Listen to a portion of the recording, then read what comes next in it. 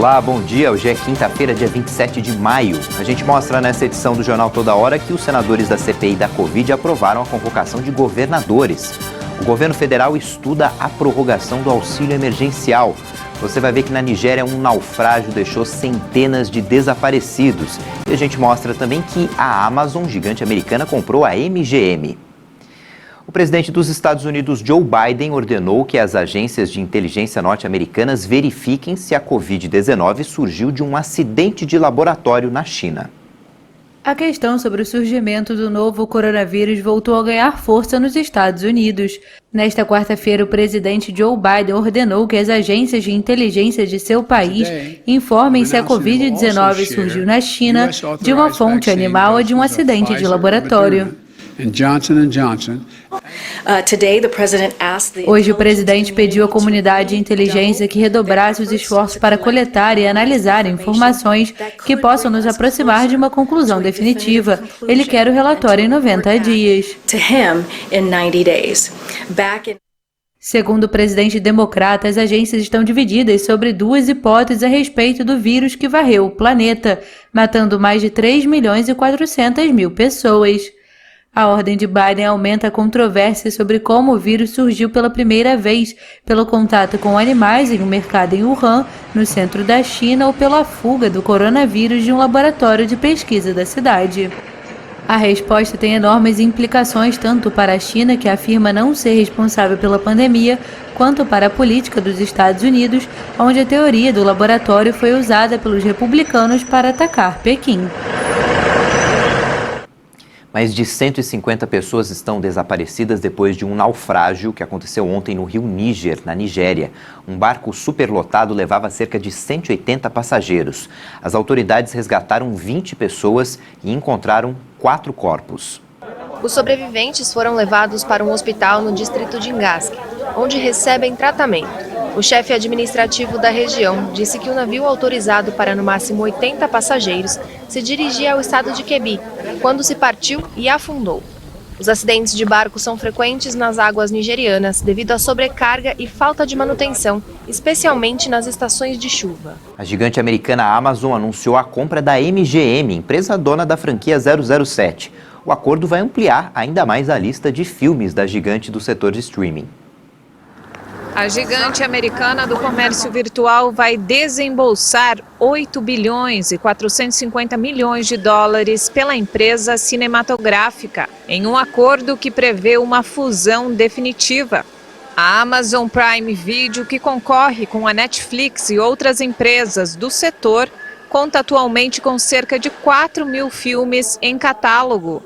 Entre eles está a franquia James Bond, além de outros 17 mil programas de TV. Em comunicado, a Amazon declarou que com quase um século de história no cinema, a MGM chega para completar o trabalho da Amazon Studios, que foca principalmente na produção de obras para a televisão.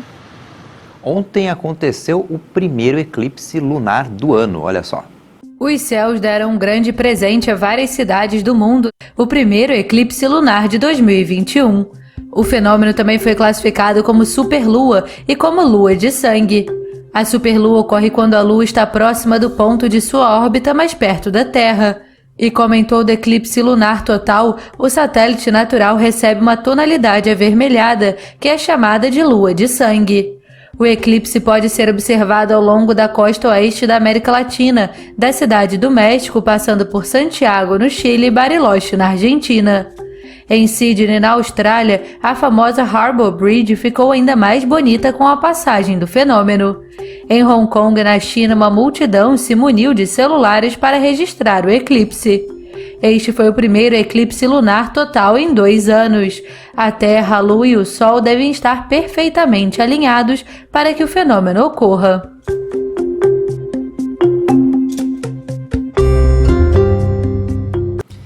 Enquanto no sul a previsão é de geada, no Pará a máxima pode chegar hoje a 34 graus. Em Cuiabá, Mato Grosso, as temperaturas também vão ser altas nessa quinta-feira. A mínima prevista é de 21 graus e a máxima de 34 graus. Então vamos ver como é que fica o tempo hoje em todo o país. A quinta-feira ainda começa fria em parte do centro-sul do país por causa de uma massa de ar frio de origem polar. Ainda pode gear entre o extremo sul paranaense e o Planalto de Santa Catarina e a Serra do Rio Grande do Sul. O tempo continua firme e sem chuva nas demais áreas do sul, no estado de São Paulo, em todo o centro-oeste e desde áreas do Acre e Rondônia até o interior do Nordeste. Devido a uma mudança na direção dos ventos em alto mar, pode chover em forma de pancadas isoladas entre a tarde e a noite, no centro-sul e leste mineiro, inclusive na Grande Belo Horizonte e na Zona da Mata, em Vitória e também sobre a metade norte fluminense. Na capital do Rio de Janeiro, o tempo continua firme. Devido à infiltração marítima, que é muito comum nesta época do ano, chove de forma passageira entre as capitais Salvador e Fortaleza e também na região de São Luís.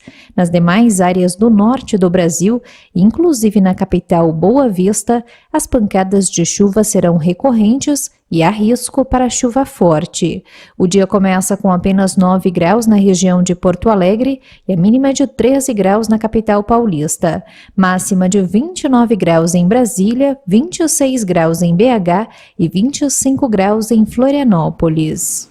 A CPI da pandemia aprovou a reconvocação do ex-ministro da Saúde, Eduardo Pazuello, e do atual titular da pasta, Marcelo Queiroga. Também foi aprovada a convocação de 9 governadores que foram alvos de operação da Polícia Federal na pandemia. Houve uma tentativa de convocar o presidente da República, mas o pedido da oposição não prosperou. Os senadores aprovaram hoje a reconvocação do ex-ministro da Saúde, Eduardo Pazuello, e do atual gestor da pasta, Marcelo Queiroga. Os novos depoimentos ainda não tiveram data marcada. A CPI também aprovou a oitiva de outros nomes ligados ao Ministério da Saúde, como o empresário Carlos Wizard, que, segundo os senadores, trabalhou 1 mês sem contrato e de graça para o Ministério da Saúde, e o ex-marqueteiro da pasta. Vamos convocar o segundo escalão do Ministério da Saúde todo. Além do Dr. Elcio, tem outras pessoas também. O Arthur, que apareceu num vídeo, num site. Né? Vai ser reconvocado o Queiroga e o ministro Pazuello. A CPI da pandemia também convocou o secretário de Saúde de Roraima e ex-secretário do Ministério da Saúde, Ayrton Cascavel, o ex-assessor da Presidência da República e irmão do ex-ministro da Educação, Arthur Ventralbe, médicos e especialistas que falarão contra e a favor do tratamento precoce contra a Covid-19, além do fundador da Anvisa, Gonzalo Vecina Neto, e representantes da White Martins, empresa fornecedora de oxigênio para o Brasil e que esteve no centro da crise de abastecimento em Manaus. Foram convocados também os governadores de estados que tiveram operações da Polícia Federal no contexto da pandemia. São eles: Wilson Lima, governador do Amazonas, Helder Barbalho, governador do Pará, Valdez Góes, do Amapá, Marcos Rocha, governador de Rondônia, Antônio Denário, de Roraima, Ibanez Rocha, governador do DF, Mauro Carlesi, governador do Tocantins, Wellington Dias, do Piauí, Carlos Moisés, de Santa Catarina, além do ex-governador do Rio de Janeiro, Wilson Witzel, e a vice-governadora de Santa Catarina, Daniela Rainer. Antes da votação, os senadores se reuniram secretamente em uma sala por mais de 1 hora para construir um acordo sobre as convocações. Mesmo assim, houve intenso debate. O vice-presidente da CPI, senador Randolfo Rodrigues, apresentou o pedido para convocar o presidente da República, Jair Bolsonaro. O pedido não chegou a ser votado. Houve bate-boca e desentendimento sobre se o pedido era ou não legal. O senador governista Marcos Rogério definiu o pedido como uma piada e uma agressão à separação dos poderes. Foi uma tentativa de blindagem aos governadores. Quando o autor do requerimento de convocação do presidente da República apresentou esse requerimento, o argumento dele na CPI foi para proteger os governadores. Ele não queria a convocação dos governadores e disse: não, se é para convocar governadores, vamos convocar o presidente da República. São coisas absolutamente distintas. Com relação ao presidente da República, em qualquer momento é possível você interpor, apresentar pedido de processo de impedimento. Em CPI, isso não é possível. Por quê? Porque você está diante de uma violação gravíssima, a chamada separação de poderes. Poderes. São apenas 3 os poderes da República: Poder Executivo, Poder Legislativo e Poder Judiciário. A ofensa grave, a separação de poderes, quando alguém ousa solicitar, pedir, requerer a presença do presidente da República no âmbito de uma CPI. Isso é uma agressão à separação de poderes. A convocação dos governadores ofende o artigo 50 da Constituição, o artigo 146 do Regimento Interno. Se puder eles virem, então o presidente da República virá também, né? Também não prosperou o pedido para convocar prefeitos de capitais onde a Polícia Federal realizou investigações no contexto da pandemia. O presidente da CPI, senador Omar Aziz, havia anunciado na sessão de terça-feira que 12 prefeitos seriam convocados, mas na reunião secreta na manhã desta quarta-feira ficou acordado que o tema ficará para depois. O senador Eduardo Girão criticou. Que é o critério estabelecido por esse grupo que fez esse acordo, né, que é o G7, que é a oposição, e depois levou para que nós referendássemos, e eu levantei e não concordei, que eu achava que tinha que cumprir, pelo menos, as operações da Polícia Federal que tiveram em estados e municípios. E só começaram com governadores. E as grandes capitais que estavam divulgadas, né, que tiveram a operação da Polícia Federal também, foi descartado. Então isso pega mal. Nesta quinta-feira, a CPI da pandemia vai ouvir o diretor do Instituto Butantan, Dimas Tadeu Covas, sobre a produção de vacinas contra a Covid-19 no Brasil. Depois do intervalo, a gente atualiza os dados da Covid no Brasil e você vai ver também que o governo estuda prorrogar o pagamento do auxílio emergencial. Voltamos já.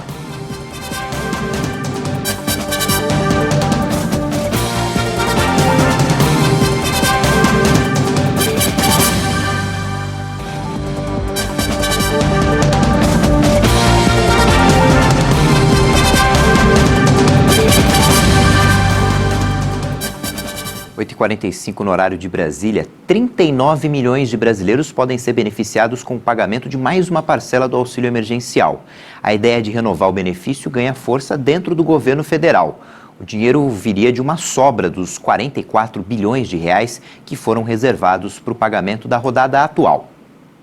A prorrogação do auxílio emergencial está ligada diretamente à criação de um novo programa do Bolsa Família. Enquanto a equipe do governo não finaliza um modelo do programa social para atender famílias carentes, a ideia seria pagar pelo menos mais uma parcela do auxílio para ganhar tempo. Os valores seriam os mesmos, R$ 250 por família, R$ 150 para quem mora sozinho e R$ 375 para mães que não têm companheiros. E o dinheiro para o pagamento dessa nova parcela também já estaria nas contas do governo. E ele viria de uma sobra dos 44 bilhões de reais que não foram usados no pagamento da atual parcela, que foi feita em 4 vezes. A estimativa é de que 7 bilhões de reais não foram usados. Até a retomada do nosso país, é necessário sim que a gente olhe para o lado social, né, para os nossos irmãos, para os nossos brasileiros, porque a situação está complicada e as pessoas precisam do mínimo para viver. E quando a gente fala em mínimo é alimentação, moradia e saúde. Esse economista da Fundação Getúlio Vargas diz que é favorável à continuidade do pagamento, mas ressalta que junto com o auxílio, o governo deve investir na vacinação. A imunização ela tem que ser o mais rápido possível para que o mercado de trabalho volte a absorver quem perdeu o emprego durante a pandemia, e que não haja mais tanta necessidade assim do voucher, até porque o voucher é um valor muito pequeno frente às necessidades básicas da família. Seria muito melhor que esse trabalhador se reempregasse e conseguisse por ele mesmo, né, se sustentar, do que ficar contando com o voucher, que acaba sendo exatamente uma pequena ajuda. A possibilidade de prorrogação do auxílio foi admitida pelo ministro da Economia, Paulo Guedes. Ele afirmou que tudo dependerá do agravamento da pandemia. O auxílio emergencial nós desenhamos, sabemos que precisa. Já mandamos o orçamento desde agosto do ano passado. Queremos assinar. Onde é que a gente assina o auxílio emergencial? A extensão do auxílio emergencial também ganhou força no Congresso Nacional. O presidente do Senado, Rodrigo Pacheco, defendeu o pagamento de mais 4 parcelas para famílias carentes. Diversos segmentos tiveram que dispensar mão de obra, nós precisamos assistir essas pessoas mais vulneráveis do Brasil e o faremos com toda tranquilidade. Quero crer que esse também é o entendimento do governo federal. Para o economista, os altos índices de desemprego e de pobreza no país, agravados pela pandemia, justificam a continuidade do pagamento, situação que pode ficar ainda pior com uma terceira onda da Covid-19. É claro que no início significaria um gasto público muito grande, no momento em que o país está com as contas públicas muito vulneráveis. No entanto, eu acho que a recompensa depois é maior, porque dando mais assistência à população, a gente consegue fazer essa transição, né, desse período ainda de pandemia para um período sem pandemia, mas com uma estrutura social mantida. E a Caixa Econômica Federal paga hoje a segunda parcela do auxílio emergencial para os nascidos no mês de outubro. O saque dessa parcela está previsto para o próximo dia 15 de junho. Também recebe hoje a segunda parcela do auxílio aquelas pessoas que fazem parte do programa Bolsa Família e tem o número de identificação social UNIS, final 8. Por causa do aumento de casos por Covid-19, o governo de São Paulo adiou a flexibilização das medidas restritivas nos setores de serviço. As novas regras começariam no dia 1º e agora ficaram para o dia 15. Entre junho e julho, o Estado fará eventos teste para avaliar a possibilidade de retomar mais atividades econômicas e de entretenimento durante a pandemia. O Brasil se aproxima de 455 mil mortes pela Covid-19, mas a média móvel de óbitos é a menor em 75 dias. O Brasil registrou mais 2.398 mortes pela Covid-19 de um dia para o outro. O país tem agora 454.429 vítimas da doença. Também foram confirmados mais 80.486 casos. E o total chega a mais de 16.274.000 diagnósticos confirmados. A média móvel de mortes em uma semana no país é de 1.820 vítimas por dia. É o menor patamar desde 12 de março, quando chegou a 1.762. A média de novos casos está em 66.991 confirmações diárias. Apesar de alta, ela indica tendência de estabilidade. No mapa da evolução da pandemia por regiões, hoje 3 estados apresentam alta nas mortes: Maranhão, Mato Grosso do Sul e Paraíba. Em estabilidade estão 16 estados: Alagoas, Amapá, Bahia, Ceará, Espírito Santo, Goiás, Minas Gerais, Paraná, Pernambuco, Rio Grande do Sul, Rio de Janeiro, Rondônia, São Paulo, Santa Catarina, Sergipe e Tocantins. 8 unidades da federação registram queda: Acre, Amazonas, Distrito Federal, Mato Grosso, Pará, Piauí, Rio Grande do Norte e Roraima. 1 em cada 10 brasileiros já tomou a vacina a segunda dose, aliás, da vacina contra a Covid-19. São quase 65 milhões de doses aplicadas até o momento. De acordo com o Ministério da Saúde e as secretarias estaduais de saúde, mais de 43 milhões e 481 mil brasileiros foram vacinados com a primeira dose. Isso equivale a 20,4% da população. E mais de 21 milhões e 449 mil pessoas receberam a segunda dose. De um dia para o outro foram aplicadas mais de 730 mil doses.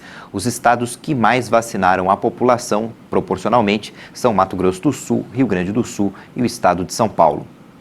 Indígenas da etnia Munduruku denunciaram ontem ter sofrido novos ataques depois de uma operação policial que tinha como objetivo expulsar os garimpeiros que ocupam ilegalmente as suas terras no estado do Pará. O Supremo Tribunal Federal ordenou nesta semana que o governo garanta a proteção dos indígenas Munduruku e Yanomami diante das ameaças e ataques sofridos na mais recente escalada de violência na região. A coordenadora da Articulação dos Povos Indígenas do Brasil, Sônia Guajajara, denunciou o que chamou de ato terrorista, relatando ainda que uma casa foi incendiada. A Polícia Federal lançou uma operação com 130 agentes nos arredores do município de Jacareacanga para combater o garimpo ilegal nas terras indígenas em cumprimento às medidas solicitadas pelo Supremo Tribunal Federal. A Polícia Federal não confirmou os novos ataques denunciados pelos indígenas, mas afirmou que suas próprias forças foram surpreendidas por um grupo de garimpeiros que iniciou um protesto contra a operação de proteção das terras indígenas.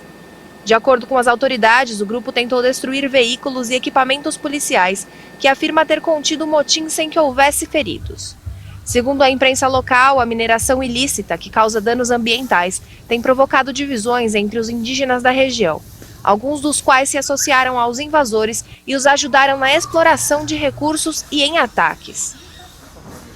O Brasil teve um saldo positivo de 120 mil postos de emprego formais no mês de abril. Os dados são do CAGED, o Cadastro Geral de Empregados e Desempregados do Ministério da Economia. Foram 1.300.000 contratações e 1.200.000 demissões. O destaque foi para o setor de serviços, que gerou mais de 57 mil vagas formais. A indústria, construção, comércio e agropecuária também tiveram um desempenho positivo. O Monte Etna, na Itália, voltou a soltar cinzas e fumaça. O Monte Etna é um espetáculo o ano todo, principalmente se o vulcão der o ar de sua graça. E foi exatamente o que ele fez. Entrou em erupção expelindo fumaça e cinzas. Turistas chegam bem perto de ônibus para ver o fenômeno. O Etna é um vulcão ativo situado na parte oriental da Sicília, entre as províncias italianas de Messina e Catânia. É o mais alto vulcão da Europa fora da região do Cáucaso e um dos mais altos do mundo. A montanha atinge aproximadamente 3.350 metros de altitude, podendo aumentar gradualmente devido às frequentes erupções. Ontem, o diretor dos Jogos Olímpicos garantiu que o cancelamento da Olimpíada de Tóquio não foi nem discutido. O debate sobre a realização dos Jogos Olímpicos pode levar algum tempo. A pressão popular tem contribuído para isso. Nesta quarta-feira, o diretor executivo do Comitê Organizador dos Jogos Olímpicos e Paralímpicos de Tóquio, Toshiro Muto, afirmou em entrevista coletiva que em nenhum momento o debate sobre o possível cancelamento dos Jogos foi levantado entre o COI e o Comitê Organizador. Muto disse que ainda é natural que companhias de mídia e a população local tenham visões diferentes sobre a realização das Olimpíadas, mas que os protocolos apresentados pelo Comitê Olímpico são confiáveis e seguem principalmente padrões internacionais. Atualmente, 10 de 47 prefeituras japonesas estão sob decreto de estado de emergência, com aumento de restrições. Ontem, pela Copa Libertadores da América, o Internacional empatou em 0-0 com o Always Red da Bolívia, no Beira-Rio. Com esse resultado, o Inter confirmou o primeiro lugar no grupo e avançou para as oitavas de final da competição. O Colorado ficou com 10 pontos em primeiro e o Olímpia do Paraguai, que venceu o Deportivo Táchira, avançou em segundo com 9 pontos. O atual vice-campeão da Libertadores, o Santos, foi até o Equador e perdeu para o Barcelona de Guayaquil por 3-1, aí acabou sendo eliminado. Mesmo que tivesse vencido, o Santos ficaria fora da próxima fase porque o Boca Juniors venceu o The Strongest no outro jogo do grupo em Buenos Aires. Essa é só a segunda vez que o Santos cai na fase de grupos, a outra foi em 1984. Pela Copa Sul-Americana, com 2 jogadores expulsos, o Bahia foi derrotado pelo Montevidéu City Torque por 4-2 dentro de casa e foi eliminado da competição. Apesar da vitória, a equipe uruguaia também não ficou com a vaga, que ficou para o Independiente da Argentina. E o Corinthians se despediu da Copa Sul-Americana com uma goleada. Venceu por 4-0 o River Plate do Paraguai, jogo na Neoquímica Arena. Já eliminado, o Timão poupou a maioria dos titulares e mesmo assim não teve dificuldades para vencer. Essa edição fica por aqui. Você pode rever as nossas reportagens no YouTube. Daqui a pouco, 10 da manhã, no horário de Brasília, tem outras informações. Tchau, bom dia.